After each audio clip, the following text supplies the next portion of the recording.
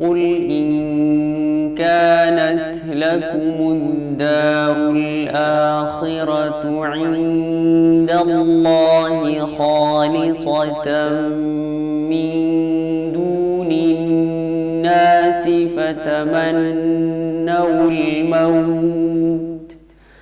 فتمنوا الموت إن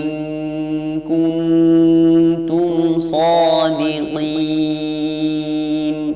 ولن يتمنوه أبدا بما قدمت أيديهم والله عليم بالظالمين ولتجدنهم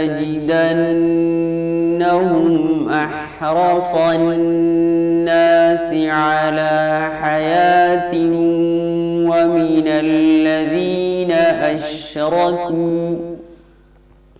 يود أحدهم لو يعمر 1000 سنة وما هو بمزحزحه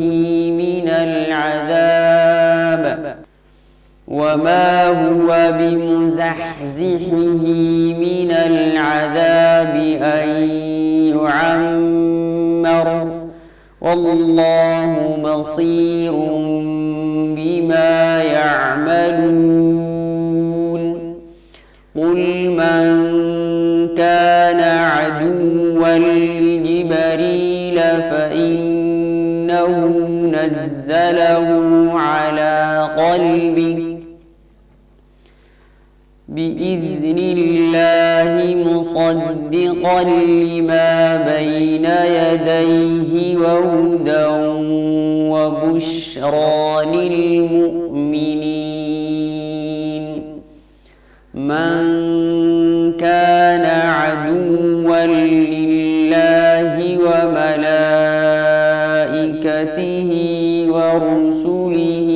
وجبريل وميكال فإن الله عدو للكافرين ولقد أنزلنا إليك آيات بينات وما يكفر بها إلا الفاسقون أوكلما عاهدوا عهدا نبذه فريق منهم بل أكثرهم لا يؤمنون ولما جاءهم رسول من عند الله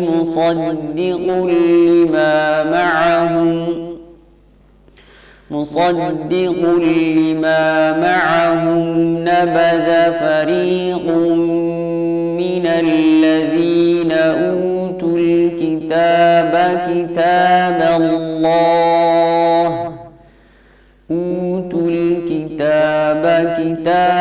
الله وراء ظهورهم كأنهم لا